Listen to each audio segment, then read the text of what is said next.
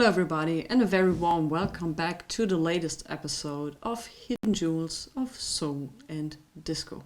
Once again a big thank you to each and every one of you who joined the live stream last time. It was awesome. We enjoyed every minute of it, and of course there will be episode number 6 of the Soul Stream. So once again a big thank you for all your support. This week we'll be featuring Randy Brown.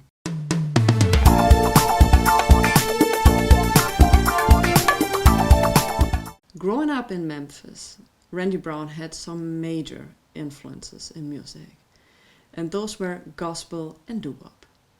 In 1971, he left his first big footprints in music business, and these were when he became a member of the group The Newcomers. They had a big hit in 71, which was called Pin the Tail on the Donkey.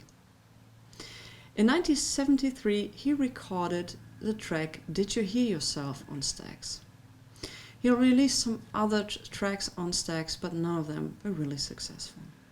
So in 1975 he went to Mainstream Records and released also a couple of singles. Some of them were You Can Be Cured and Take a Few More Steps.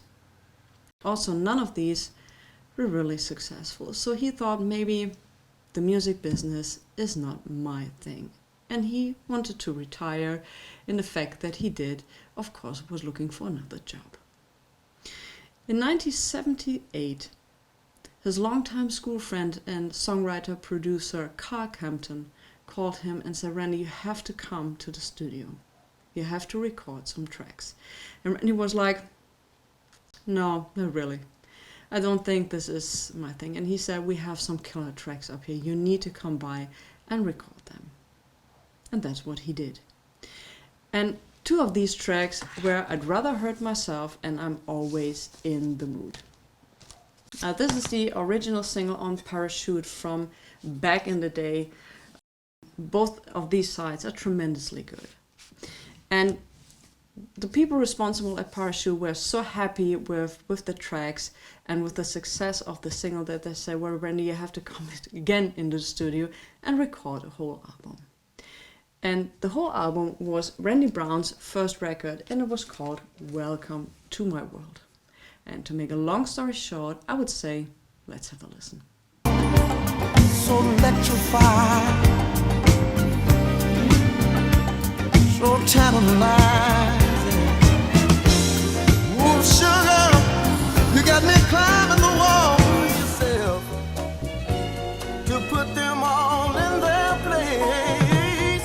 When your own family didn't want love is all we need.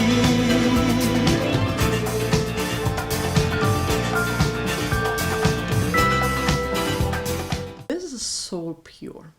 This is a great dance album, and it's all in all a great album. So as you have seen, this is the front, a classical late 70s cover art. This is the back. And once again, I'd Rather Hurt Myself is still a staple in the soul scene up to this point. It was also included in 1979 in a Brazilian soap opera, which was called, and I hope I spelled that correct, Pai Harori. I hope I spelled that correct. So it was quite successful. He released some other tracks, some other albums as well, in 1979 with Intimacy, and in 1980 he recorded Midnight Desire on the Chocolate City label. All of these 3 albums, and I love Randy's 70s work, are tremendously good. He had 2 more other albums in 1980, which was called Check It Out and Randy. None of them were really successful, and Randy Brown retired for the last time. We thought so. In 2019, he came back out of retirement, and he's now appearing in soul festivals all over the world, especially in the UK, where he's a very loved singer.